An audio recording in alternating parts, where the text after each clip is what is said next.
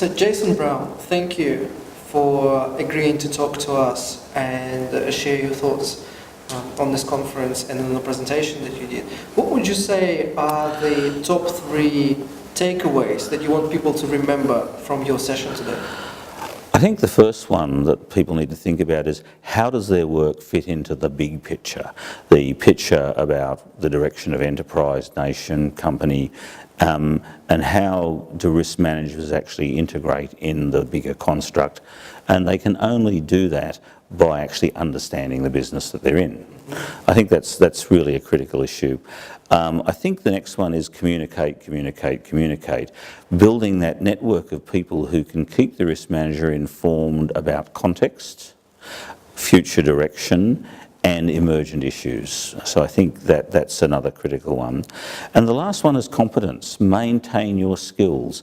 Maintain that network of people who are professional and competent in the discipline so you can continue to enhance your capacity as a risk manager.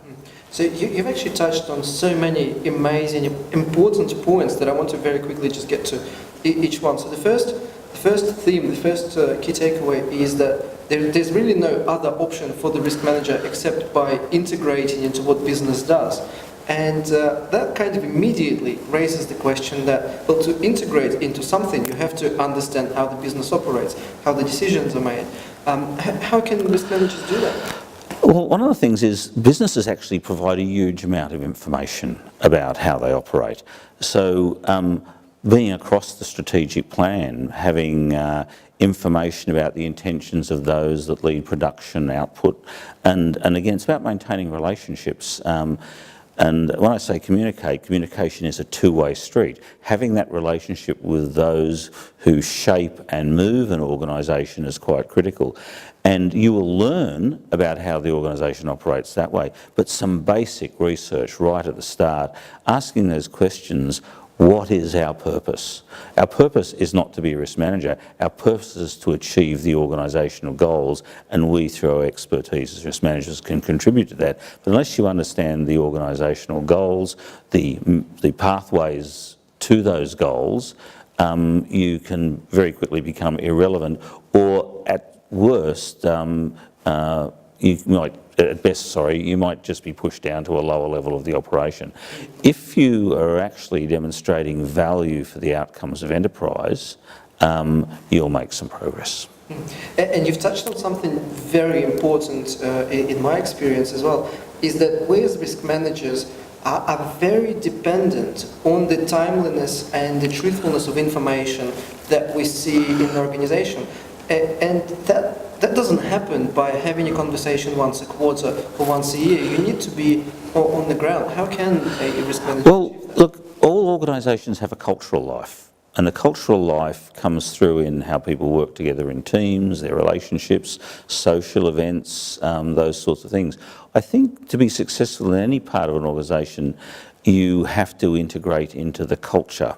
So, for example, if you're in one of those enterprises that does public good type activities, sponsoring interns, helping out with community projects, involving yourself with those over and above your day job is a really good way of understanding the culture of the organisation. So, for example, one of my deputies has been active in a group called Legacy, which looks after the children of servicemen and women.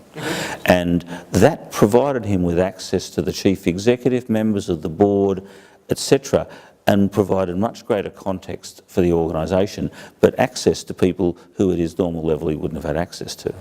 I mean, I have a funny, probably less serious, but a funny example in that I once started a table tennis tournament inside the company to have that opportunity to meet all the different business units and talk to them.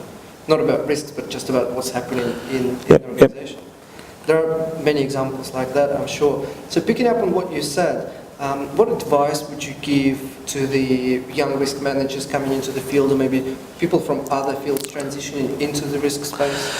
Well, look, I think it's having some competence for a start, understanding what the business processes that you're responsible for are. So, you know, getting your certifications, getting your processes right, creating that body of peers or engaging with that body of peers who can sustain your capability. People in any discipline will look to others with other expertise, and they'll want to know, is that expertise bona fide? Do they have the experience? So I think, and continuous education is really important. I think if you're new coming in, you should have a basic one, but you need to continue to engage with education. And speaking of continuous education, what would be your favourite book on the subject, or a series of books related to risk management? Well, I mean, there's the technical books on risk management. One of the ones I'm fond of is the Security Risk Management Body of Knowledge, which is a good book. I actually look at quite a lot of legislation, but if I'm reading fun, I actually read novels by John le Carre, and he wrote the famous spy novels because he deals with national risk, he deals with ethical risk, personal risk, and he does it through human factors. He looks at the motivations of people. And I actually think risk management in a positive sense and in a negative sense in terms of loss of opportunity, it actually comes from people and their behaviours. So it's really interesting reading insights through a novel as to why people do things, particularly in the construct of things that are really important, like national security. So I quite enjoy a novel like that, but again, I will read the articles that are coming out and so on to keep up my own knowledge of thinking, or attending a conference like this. But in terms of reading, I'll read a good novel by a great writer, and the one I've read recently that was incredibly exciting was called This Orient Isle, and is about the relationships between Elizabethan England and the Muslim world at the time of Elizabeth I. And the analogies for modern society that can be seen in that, in terms of the risks facing the world today, they're right there at the time of Suleiman the Magnificent and Queen Elizabeth I of England, and the relationship between Europe and the Middle East. Absolutely fascinating. Excellent. Thank you very much. Thank you for sharing that.